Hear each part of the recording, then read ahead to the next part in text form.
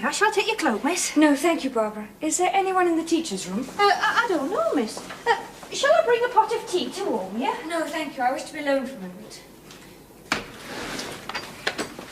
Miss Eyre, you are back at last. You said I might go to the village, Miss Watts. Yes, and I acceded to your plea to perform an errand there yesterday, and the day before, and every day of my short time here. I hope I have not been remiss in my duties. Indeed, you performed them well, as I was led to expect when I took over the superintendentship from Miss Temple. She spoke of you in the most glowing terms. I would not wish to have disappointed you, Miss Watts. It is disconcerting when a teacher I'd been led to expect would give me strong support quits the premises in such haste. And if I may say so, agitation every afternoon. One wonders what is the reason. It shall not happen again, Miss Watts. Let us hope not. Well, you know where she goes, the post office. Oh, how'd you know? Oh, tongue's wag, especially that old postmistress. Oh, well, there, well, she says anything. Well, now, every afternoon this week into the post office comes Miss Eyre to see if there's a letter for J.E. And when she finds there's none, she marches out with a face like a funeral.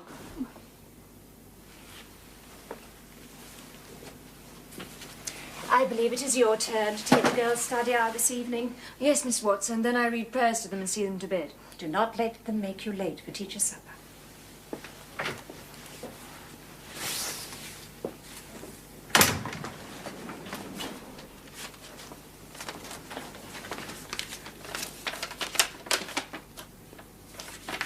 J.E. is in a position to give satisfactory references. A situation can be offered where there is but one pupil, a little girl, and where the salary is £30 per annum.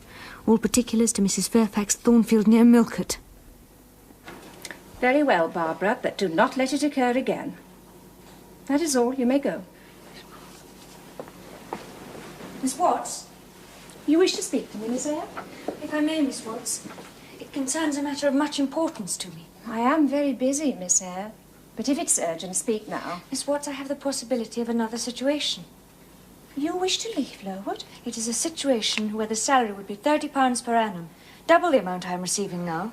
And you would like me to lay the matter before Mr. Brocklehurst? If you would, I would be most grateful. Mrs. Reed, as your natural guardian, will need to be approached for her consent. Mrs. Reed will not care what happens to me. And then, Miss Eyre, the matter must be laid before the committee.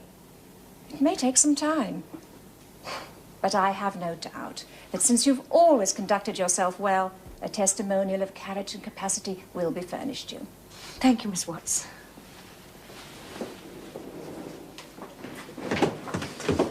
Oh, Miss Eyre, I was just coming for you. There's a person just arrived wishes to see you. Oh, that'll be the carrier for my box. No, this is a young woman. The carrier won't come for another half hour. Now, he's to take my box to the inn. I shall be there in the morning to take the coach. Who's the visitor? It's her, I'm sure. I could have told her anywhere. Well, who is it? You've not forgotten me, Miss Eyre. Oh, Bessie! Bessie! Oh, Barbara, this is a very dear old friend, Bessie. She was my nurse at Gateshead. The only one who was ever kind to me. Oh, well, that'll be one more for tea then, Miss Eyre.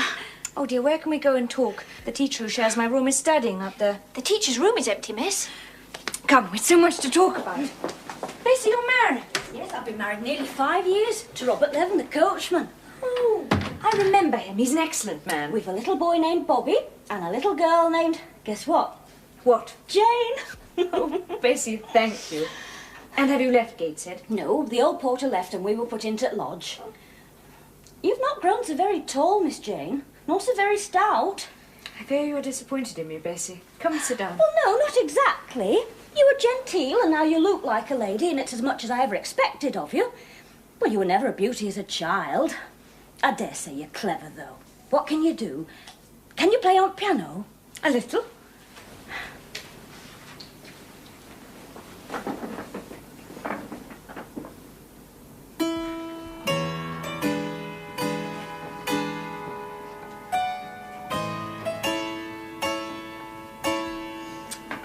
Miss Reeds could not play as well. I always said you could surpass them, and you have.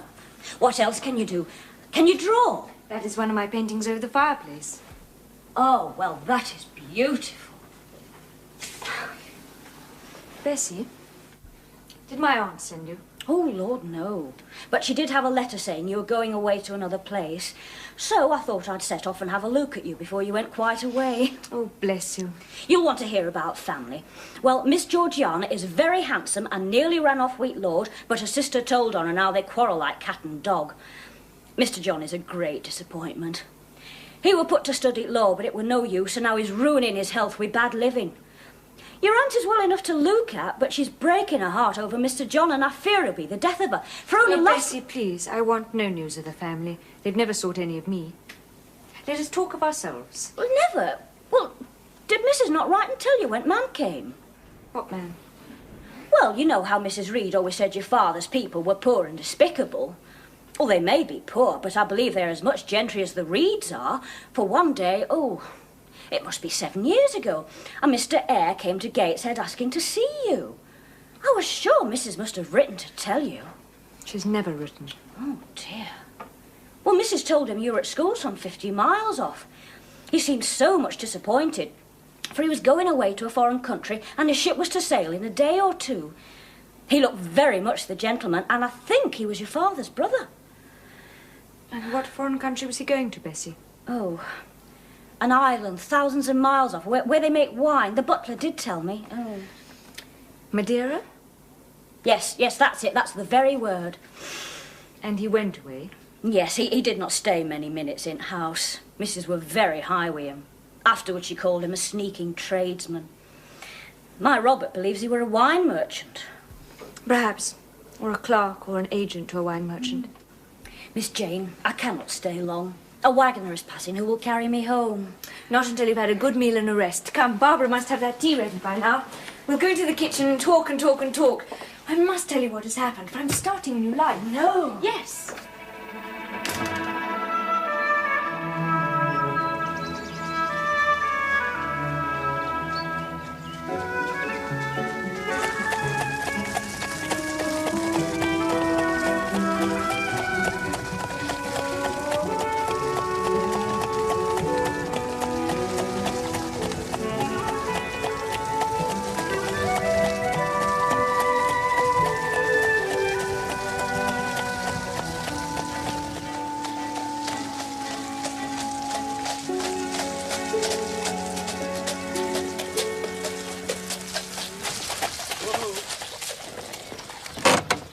Welcome to Thornfield, Mum. Thank you.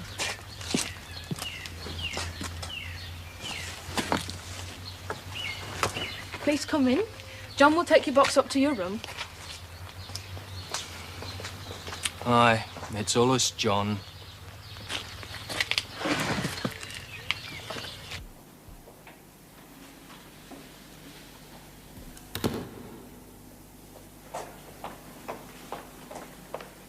Will you walk this way, Mum?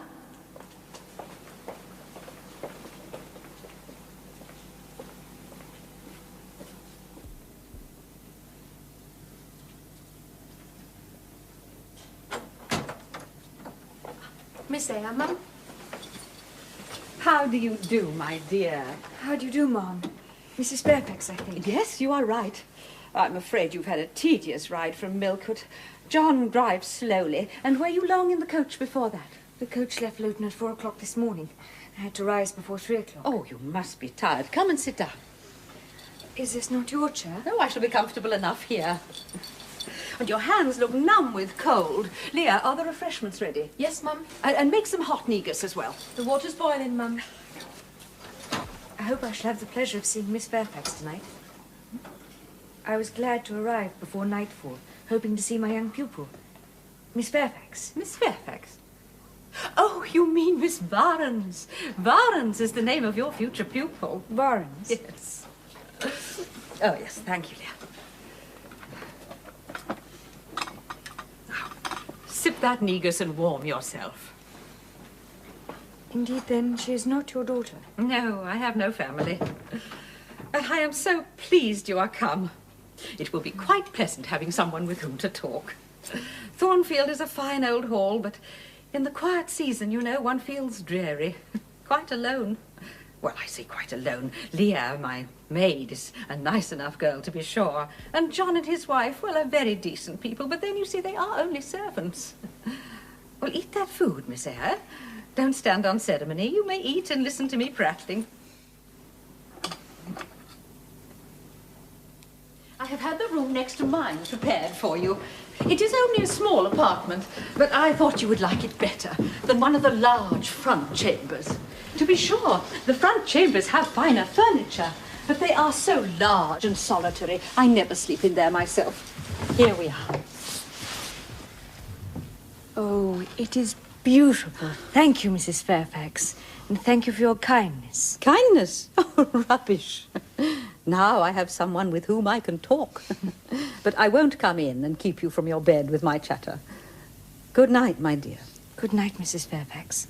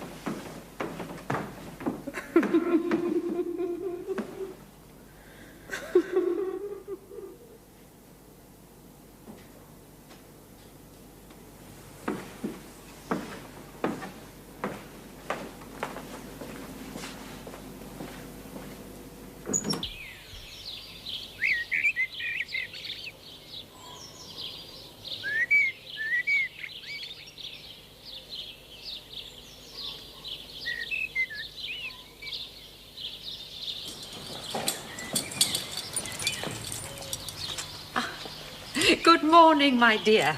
I see you are an early riser. It's all so beautiful. Every moment is precious. Come in, my dear. I have some tea in my room. The tea is just right. How did you like Thornfield? Oh, I like it very much. Yes, it is a pretty place. But I fear it will be getting out of order if Mr. Rochester doesn't take it into his head to come and reside here permanently. Mr. Rochester, who is he? Well, the owner of Thornfield. Did you not know his name was Rochester? I thought Thornfield belonged to you. To me? Oh, bless you, child. Oh, what an idea. No, I am only the housekeeper, the manager. To be sure, I am distantly related to the Rochesters. Or rather, my husband was. He was a clergyman, you know, incumbent of Hay, the little village beyond the hill. The present Mr. Rochester's mother was a Fairfax and second cousin to my husband. But I never presume on the connection. My employer is always civil, and I expect nothing more. And the little girl, my pupil? Oh, she is Mr. Rochester's ward. And he asked me to engage a governess for her. I hear her. Come, let me introduce you. And after your schoolwork is finished, I shall show you round the house. Sophie! Adele, passez vite! Attends! Ah, la voilà! Good morning, Miss Adele. Come and meet the lady who is to teach you and turn you into a clever woman one day. Bonjour, Madame Fairfax. Enchantée, mademoiselle. Alors, tu es française? I did not imagine I had a foreign pupil. Miss Adele was born on the continent, I believe, and has been in England only 6 months. She speaks English quite well, but is rather unwilling to do so. I can get little out of her. This is Sophie, her bonne, as she calls her nurse. Mademoiselle? Nous aurons bien des choses à faire ensemble, Sophie. Oh oui, bien sûr. Ah, elle parle parfaitement français. Yes, my dear, I had a very good teacher. And I practiced every day for many years. Do you understand me? Yes, mademoiselle. Excellent. And since you are to speak English like an English lady, from now on we will speak only English. I will try, mademoiselle, mais quelquefois. Try. You will succeed. What is your name? Jane Eyre. Eyre. I wish you could ask her some questions about her parents. You will learn more than I could. Adele, you live in Paris? Mais oui, mademoiselle. Yes, mademoiselle. With whom did you live? I lived long ago with Mama, but she's gone to the Holy Virgin. Oh, poor little lamb. And after that? We live with some poor people, but Mr. Rochester ever knew. He came. He asked if I would like to live with him in England for I knew him when my mama was alive, and he gave me the belle robe des jouets. Pretty dresses and toys. But now he has left me all alone, and he's not here. He has had to go abroad again. I can sing and dance and speak many poems. Shall I dance? Et vous verrez. Not now, dear. We have a lovely schoolroom ready for you with a pianoforte and globes and all that you will need. Shall I show it to you? Please do, Mrs. Fairfax. Sophie, you will have much to do during lesson time. Madame? Sophie, vous aurez des choses à faire pendant nos leçons? Oh, oui, mademoiselle. Come along, then. Come, my dear. I wish to play in the garden first. Afterwards. In England, little girls do as they're told. Come along, I want to hear you sing. Très bien.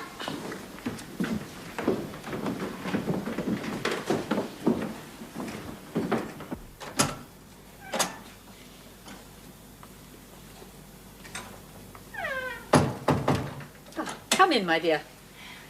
Your morning school hours are over now. Yes. The schoolroom is admirable. You keep everything in such good order. Why, Miss Eyre, although Mr. Rochester's visits here are rare, they are always sudden and unexpected. So I keep his house in instant readiness. Is Mr. Rochester such an exacting, fastidious man? Well, he has a gentleman's tastes and habits. He expects to find his house managed in accordance with them. Do you like him? Is he generally liked? Oh, yes. The Rochesters have owned most of the land here, time out of mind, and the family have always been respected. But do you like him? Well, I have no cause but to like him. And so do his tenants, to whom he is generous, although he's hardly ever among them. But has he no peculiarities? I mean, what is his character? He is a very good master. Is that all you know of him? Well, his character is unimpeachable, I suppose. I dare say he is peculiar. He travels a great deal and has seen a great deal of the world, I should think. I dare say he is clever, but I have never had much conversation with him. In what way is he peculiar? I don't know. It is not easy to describe. You feel it when he speaks to you. You cannot really be sure whether he is in jest or earnest, whether he is pleased or the contrary. You do not thoroughly understand him, or at least I do not. But he is a very good master. Now, I promised to show you round the house, didn't I? Thank you.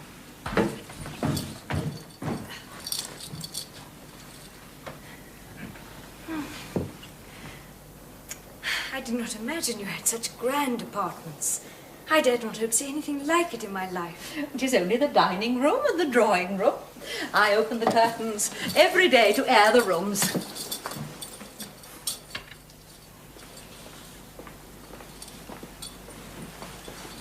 And every bedroom ready for use? Oh, the master will not catch me napping. Well, now you have seen the whole house. I have not seen the upper floor yet. Oh, there is nothing to see. Well, you told me there was a wonderful view from the leads. You wish to go up on the roof? Oh, well, very well.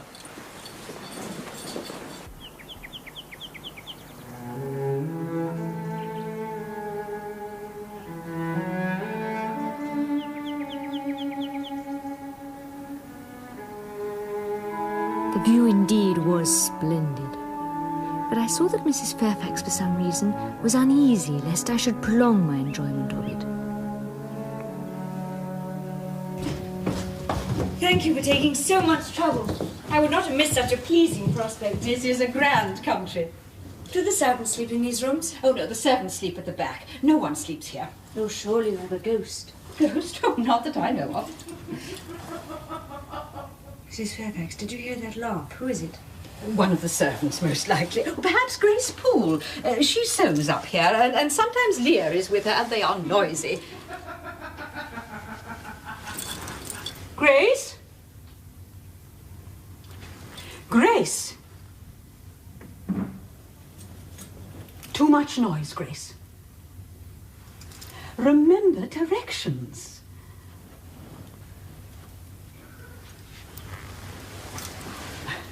She does the sewing and helps with the housework. She's a little too fond of porter, But she works well enough. Let us go down. It is too disagreeable here. We do not want our dinner cold, do we?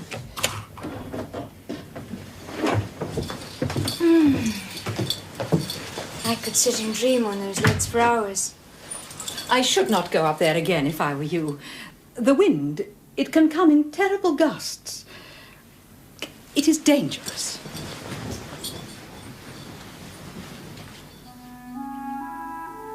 Anyone may blame me who likes, but often in the next few months, when I was free, I climbed to the roof where I could look out to the far skyline and longed to reach past it to the busy world beyond. I had the promise of a smooth career. My pupil had been spoilt and indulged, but soon became obedient and teachable. Yet in spite of my blessings, I was restless at my tranquility. I could not help it. The restlessness was in my nature. There must be millions like me, I thought, who must have action. Women especially, who wish for more than their narrow lot.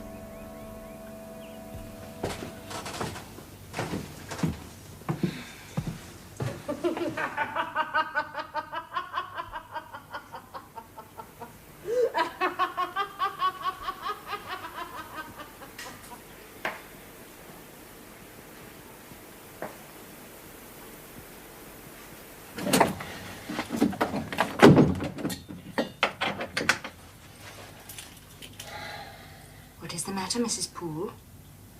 Are you not well?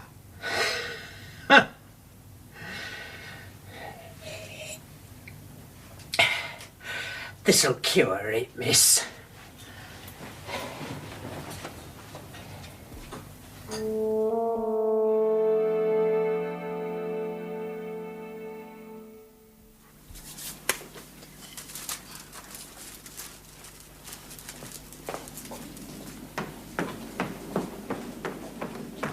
Miss Jane, you're not going out.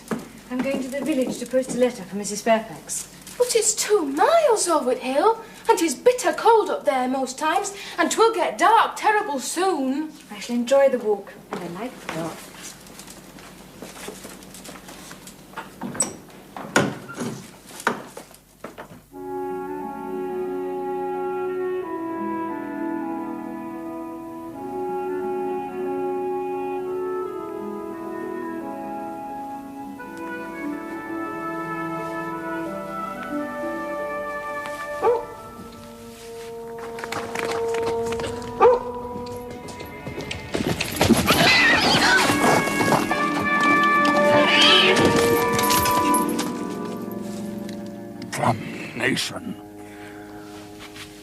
Are you hurt, sir? Can I help you? Stand aside.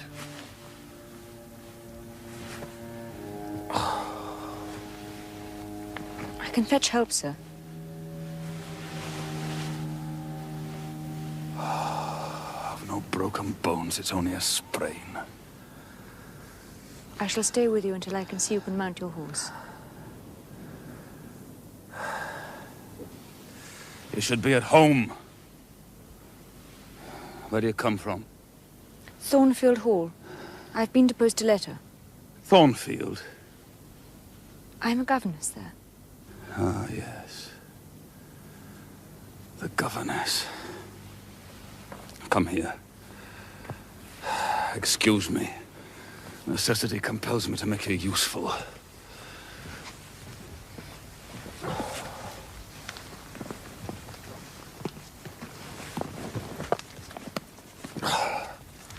Stand aside. Thank you. Tyler!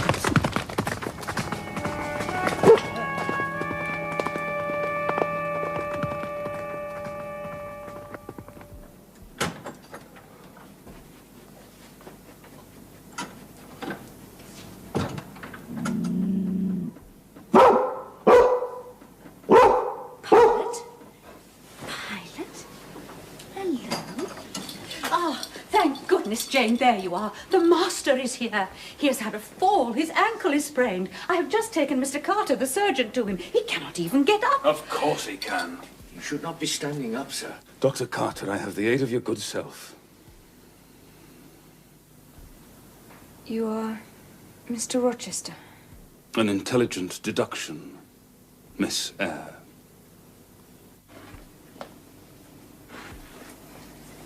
Miss Eyre? Miss Eyre?